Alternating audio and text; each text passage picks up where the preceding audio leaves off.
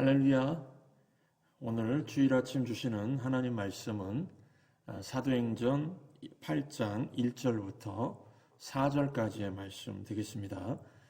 이 본문 말씀 가지고 실패를 통해서 배운다, 실패를 통해서 배운다 하는 제목으로 하나님 말씀 증거하도록 하겠습니다.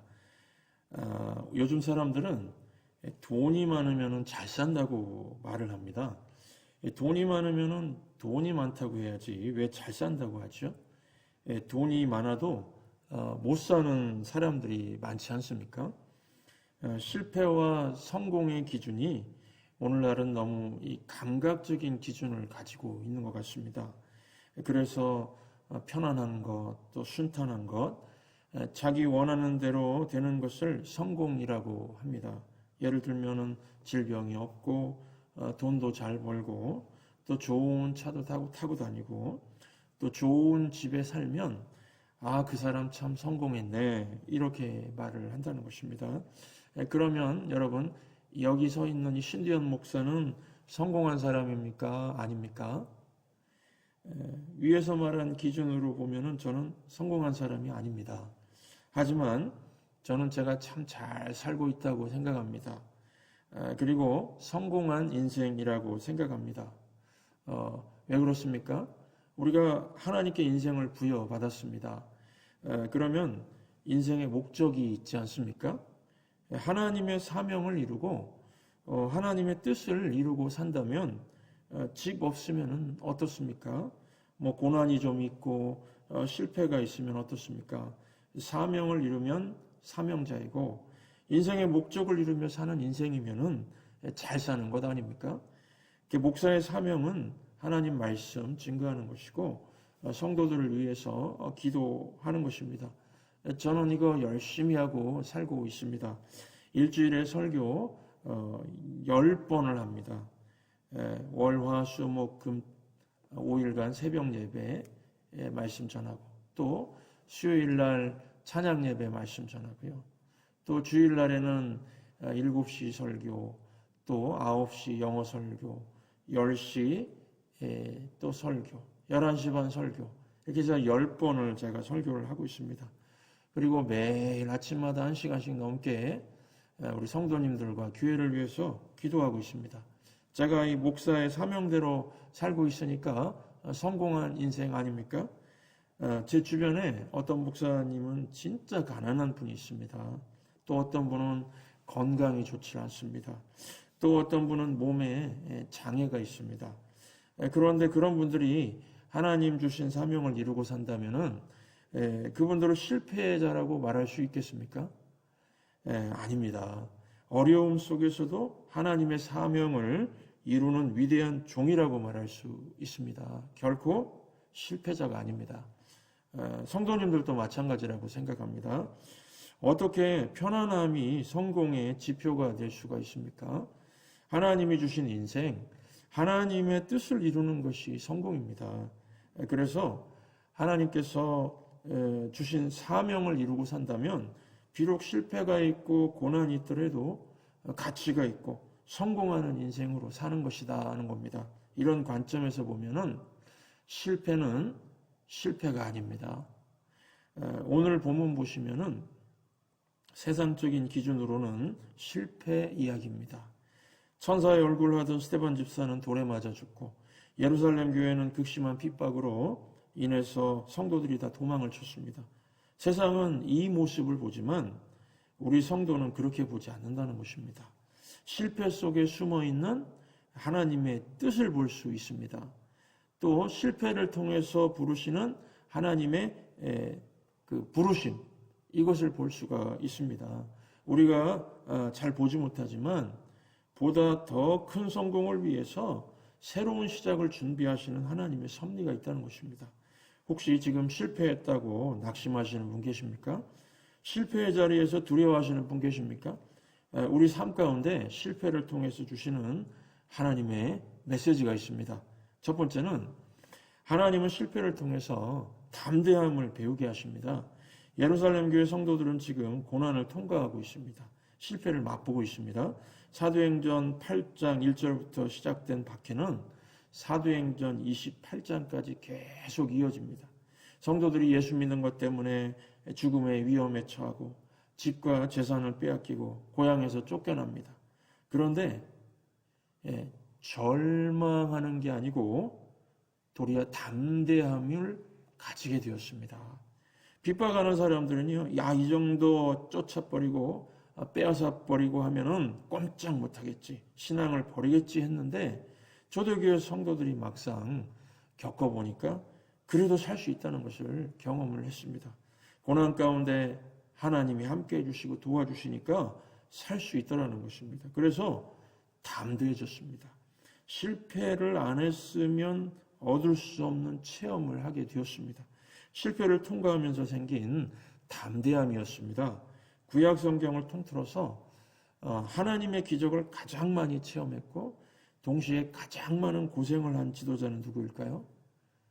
모세라고 할 수 있습니다. 모세는 하루도 살기 힘든 광야에서 40년 동안을 200만이 넘는 이스라엘 백성들을 인도했습니다. 백성들의 불순종으로 원망으로 많은 실패를 맛봐야 됐습니다. 다윗도 고난과 실패를 맛봤다고 그러지만 모세만큼은 아니었을 것입니다. 다윗은 사망의 음침한 골짜기를 경험했다고 하면 모세는 그야말로 생지옥을 경험할 정도로 실패 속에서 고난 속에서 괴로운 일들을 많이 겪었습니다. 그럼에도 불구하고 모세는 담대함이 있었습니다. 이유가 무엇일까요? 신명기 34장 10절 보시면 모세는 여호와께서 대면하여 아시던 자요, 이런 말씀이 있습니다. 하나님께서 모세와 항상 함께 해주셨기 때문에 겁날 게 없었다는 것입니다. 여러분도 모세와 같은 체험 있으십니까? 극심한 실패를 체험하고 인생의 바닥까지 내려가서 하나님을 만난 체험이 있는 사람은요, 담대합니다. 여러분, 하나님의 자녀도요, 실패할 수 있습니다. 불신자만 실패하는 것이 아닙니다. 하나님은 왜 이런 실패를 하나님 자녀들에게도 허락하실까요? 하나님의 자녀가 이 세상에서 겁쟁이가 되기를 원치 않으시기 때문에 그렇습니다. 세상에서 절망하고 좌절하면서 그렇게 나약하게 살기를 원치 않으시기 때문에 이런 실패도 허락하신다는 것입니다. 그래서 실패를 통해서 겁쟁이 성도를 담대한 성도로 변화시켜 주십니다. 무엇이든지 겪어봐야 배우는 것 같습니다. 이 공포감도요, 겪어봐야 극복할 수가 있습니다. 군대 가서 낙하산 타는 훈련을 해보신 분들은 아실 겁니다. 인간이 가장 공포를 느끼는 높이가 11m 높이인데요. 그 높이에 딱 서면은 이 사람 머리 정수리만 보입니다. 그 높이에서 뛰어내릴 수 있으면은 비행기에서도 뛰어내릴 수 있다, 이렇게 해서 훈련을 시킵니다. 제가 처음으로 그 높이에 섰을 때 무시무시한 공포감이 몰려왔습니다. 조교가 공포심 없애게 하려고 노래 부르게 하고 어머니 이름 부르게 하고 애인 이름 부르게 하면서 뛰어내리게 했습니다. 저는 부를 애인이 없어서, 이름이 없어서 어머니를 불렀습니다. 어머니, 아이고 어머니, 아무리 불러도 공포감이 사라지지 않았습니다. 나중에는 뒤에 서 있는 동기생들 보기가 창피해가지고 죽으면 죽으리라 그러면서 뛰어내렸습니다. 그런데요, 막상 뛰어내려 보니까 별것도 아니었습니다. 그 다음부터는 그냥 새처럼 날듯이 뛰어내릴 수 있었습니다. 한번 해보니까 담대함이 생긴 것입니다. 이 설교도 마찬가지입니다. 처음에 설교할 때는 너무 떨려가지고 목소리도 자신이 없고 헛소리도 하고 성경 내용도 틀리게 말하기도 하고 그랬습니다.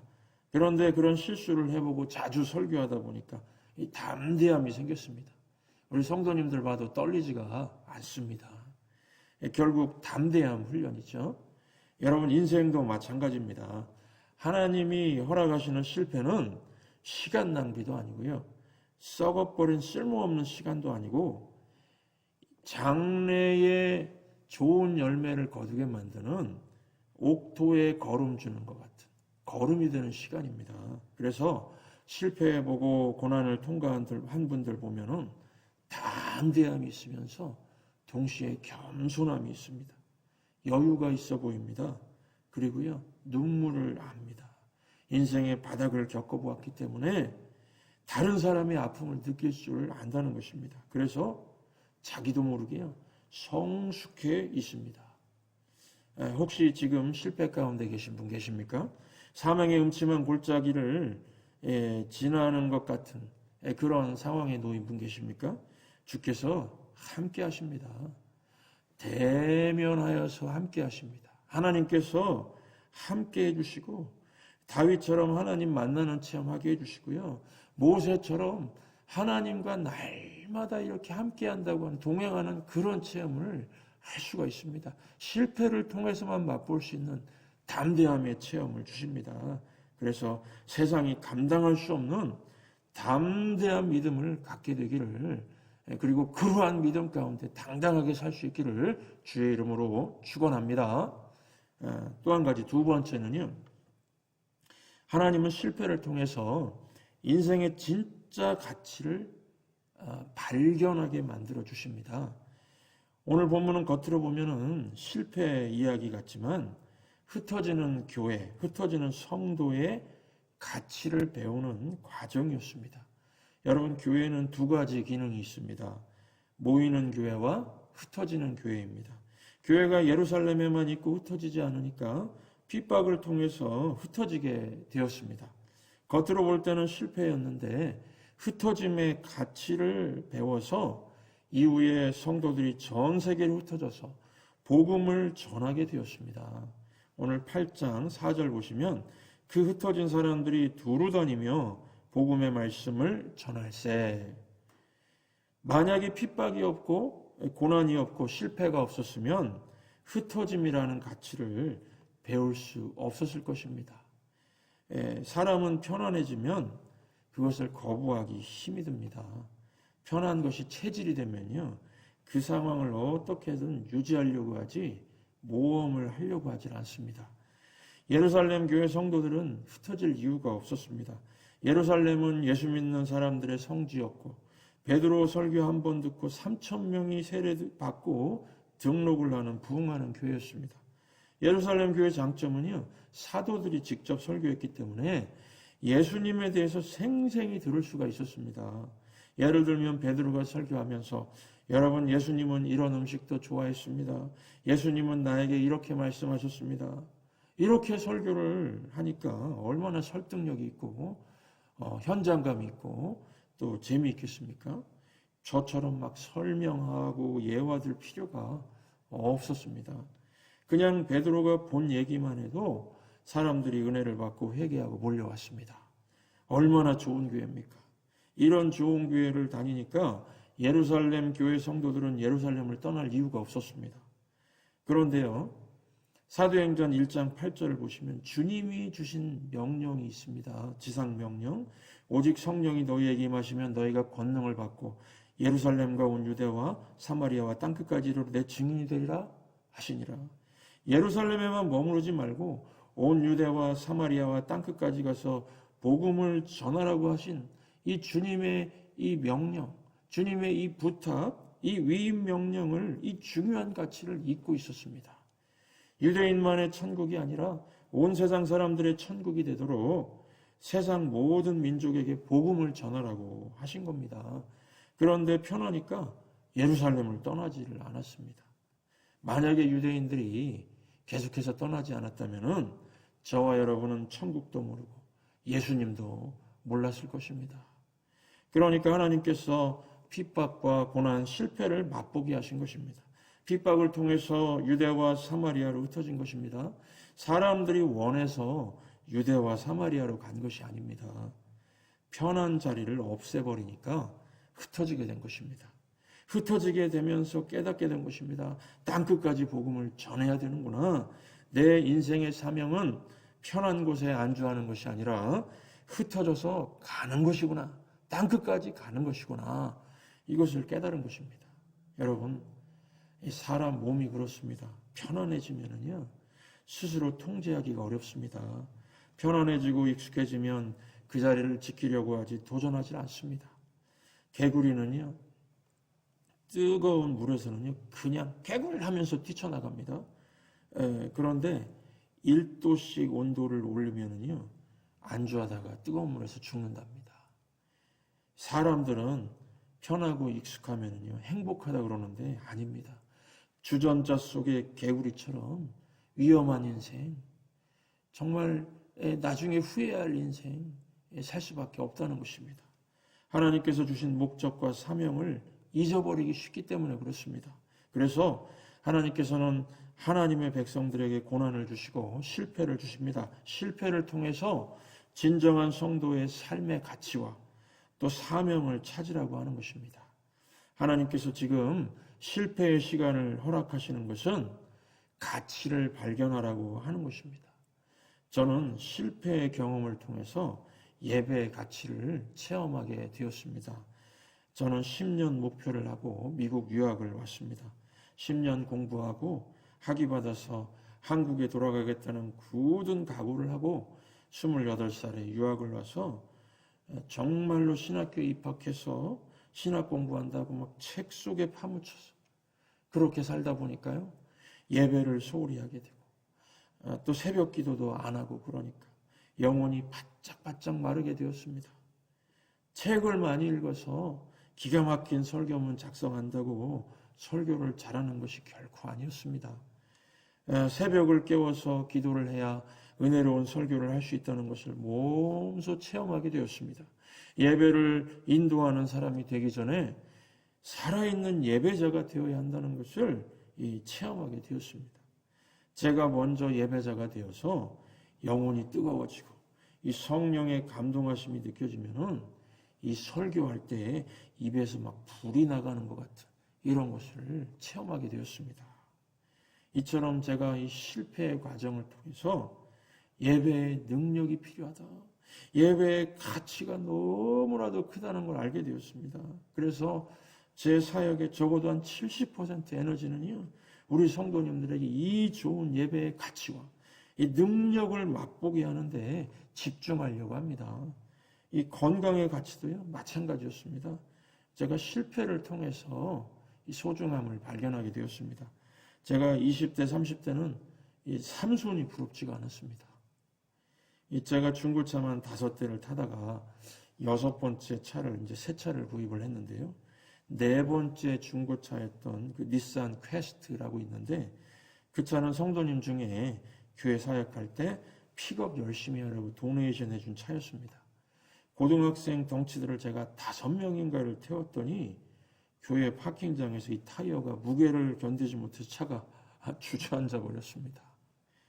제가 그런 덩치 큰 고등학생들 데리고 청소년 사역할 때 이 등에 이 올라타는 말타기 게임을 하고 놀았습니다.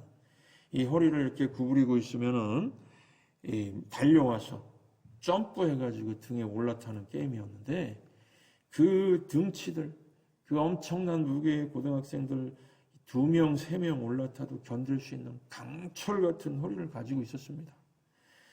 또 교회에서 점심 먹을 때도요, 꼭 2그릇씩 제가 먹었습니다. 돌도 씹어 먹을 수 있는 위장이 있었습니다. 그런데 30대 후반이 되면서 이 40대 되니까 가까워 오니까요, 이 허리에 디스크가 2개가 생겼습니다.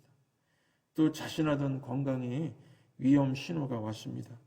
그때부터는 물건 들 때 이 복대를 차야 했고 위험도 생겨서 위장약도 먹고 음식 조절도 해야 됐습니다. 이 건강이 안 좋아지니까요, 이 건강의 가치를 깊이 깨닫게 되었습니다. 몸에 한계가 있으니까 제 몸을 함부로 쓰질 않게 되고 또 이 우선순위를 정해야 되면 됐습니다. 예배가 중요하니까 새벽 예배 오려고 일찍 잠을 자게 됩니다. 새벽 예배 오는 법 간단합니다. 알람 맞춰놓고요, 일찍 자면은 건강에 특별한 문제 없어서 새벽에 일어날 수 있습니다. 저는 지금 주일에 4번 설교한다고 말씀드렸죠. 아침 7시, 또 아침 9시, 아침 10시 또 11시 30분. 보통 담임 목사님들 설교하시는 거 보면은 사회자가 있고 또 설교 순서에 맞춰서 나오셔가지고 설교만 합니다. 하지만 저는 처음부터 끝까지 다 합니다. 엄청난 에너지가 필요합니다. 그래서 토요일 밤에 예배를 위해서 건강을 유지해야 되기 때문에 잠을 충분히 잡니다. 이 목사도요, 토요일 밤에 늦게 자고 싶은 마음이 있습니다. 야식 먹고 싶은 충동도 있습니다. 저녁 늦게 끓여 먹는 라면이 참 맛있지 않습니까? 그래도 이 건강의 가치를 제가 이 소중함을 깊이 깨달았으니까 이 우선순위를 정하고 절제를 하게 됩니다. 건강의 가치를 모르면요, 있는 건강도 함부로 쓰는 사람도 얼마나 많습니까? 예, 여러분들 건강 감사헌금을 건강한 사람이 할까요? 아닙니다. 병상에 누워서 수술받고 회복된 분들이 건강 감사헌금도 합니다. 제가 건강을 잃어보니까요, 건강의 가치를 깨닫게 되었고, 기도할 때마다 건강 주신 거 하나님께 감사드립니다. 건강의 가치를 모르고 건강한 사람은 낭비하는 인생을 살 수 있습니다. 힘이 남아도니까요, 밤새워서 놀고 드라마도 앉아서 그냥 5편씩 봐버립니다. 드라마 5편 연속해서 보려면요, 5시간 넘게 쳐다보고 있어야 됩니다. 그리고는 다음날 이 토끼 눈처럼 빨간 눈하고 그래도 막 일을 합니다. 이 건강하니까 막 그렇게 무리를 합니다. 건강의 가치를 모르면요, 이렇게 마음대로 써버리는데, 아파 본 사람은 건강의 가치를 아니까 얼마나 관리를 철저히 합니까? 그러니까 실패를 통해서 진짜 가치를 발견했다면 얼마나 감사한 일입니까? 이 돈의 가치도 마찬가지인 것 같습니다. 지금까지 저를 기도하게 만드는 청년이 있습니다. 기도해주고 싶은 사람도 있고요, 기도하게 만드는 사람도 있는데, 이 청년은 저를 기도하게 만드는 청년입니다. 아직 미국에 있는지 한국에 있는지 잘 모르겠습니다. 연락을 끊은 지가 오래된 청년인데요, 미국 와서 돈 벌겠다고 삼촌 옷가게 가서 일하다가 자기 스스로 해보겠다고 주얼리 세일을 했습니다. 돈을 그런데 잘 벌지를 못했습니다. 너무 순수해가지고 이 장사를 잘 못했습니다. 그래서 한국에 결혼을 하면 부모님에게 받기로 한 돈까지 다 받아와가지고 돈을 좀 벌겠다고 일수라는 거 아시죠? 일수돈. 일수 장사를 했습니다. 돈 빌려주고 그날 이자까지 받아서 받는 그 일수를 했습니다. 그러다 악한 사람들 만나가지고요, 돈 빌려주고 돈도 못 받고 은행까지 압류를 당했습니다. 10만 불 정도 잃었다고 그랬습니다.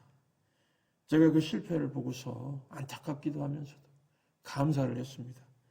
저 형제가 젊고 싱글인 것이 감사합니다. 혼자이고 젊으니까 실패가 걸음이 될 수 있지 않겠습니까? 돈만 잃었지 인생을 잃은 건 아니니까요. 돈이 얼마나 무서운지, 거래하는 사람이 얼마나 악해질 수 있는지, 아무리 급해도 어떤 비즈니스는 하면 안 되는지 실패를 통해서 철저하게 배웠으니까 그 경험이 남은 인생의 걸음이 되어서 그의 미래를 옥토로 만들어줄 것이라고 생각합니다. 혹시 지금 실패의 자리, 고난의 자리에 계신 분 계십니까? 지금 가치를 발견하는 시간입니다. 돈의 가치, 건강의 가치, 예배의 가치, 또 가족의 실패가 있으면 가족의 가치, 정말 인생에서 집중해야 될 가치를 발견하는 시간입니다. 이것을 발견할 수 있으면요, 실패는 걸음이지 낭비가 아닙니다. 사랑하는 성도 여러분, 실패는 실패가 아닙니다. 실패 속에 부르심이 있습니다. 평탄할 때는 발견할 수 없는, 오직 고난을 통해서 발견할 수 있는 가치가 실패 속에 있습니다. 실패를 통해서 하나님 백성의 진정한 가치를 발견하셔서 집중할 줄 알고 인생을 집중해서 많은 열매를 맺는 성도님들 되시고, 실패를 통해서 담대한 영적인 전사들이 되셔서 세상 풍파에 겁장이로 살지 마시고 담대하게 사실 수 있기를 주의 이름으로 축원합니다.